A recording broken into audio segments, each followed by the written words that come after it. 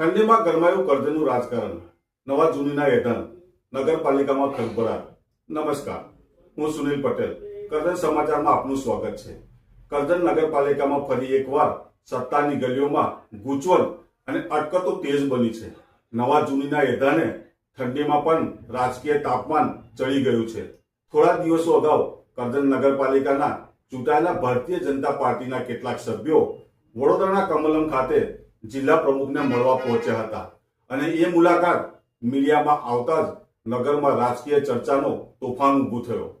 સત્તાથી નારાજગી કે પછી આંતરિક અસંતોષ, સભ્યો જિલ્લા પ્રમુખ સુધી પહોંચ્યા એ વાતે જ ચર્ચાઓને વેગ આપ્યો. શું પાલિકામાં નવા જૂની થવાની છે? એવો સવાલ નગરમાં ગૂંજતો રહ્યો. એ વચ્ચે ગત રોજ નગરના એક કુવા ઉપર ફરી પાલિકાના થોડાક સભ્યો એકત્ર થયા હોવાની ચર્ચાએ રાજકીય ગરમાવો ફરી વધારી દીધો. ધ્યાન ખેંચે તેવી વાત એ કે આ બેઠકમાં એ જ થોડા સભ્યો દેખાયા જે અગાઉ વડોદરા કમલમ સુધી પહોંચ્યા હતા. નગરના 19 ભાજપ સભ્યોમાંથી માત્ર જૂથ સભ્યો જ કેમ? આ પ્રશ્ન ફરી શંકા અને અટકળોને જન્મ આપ્યો છે.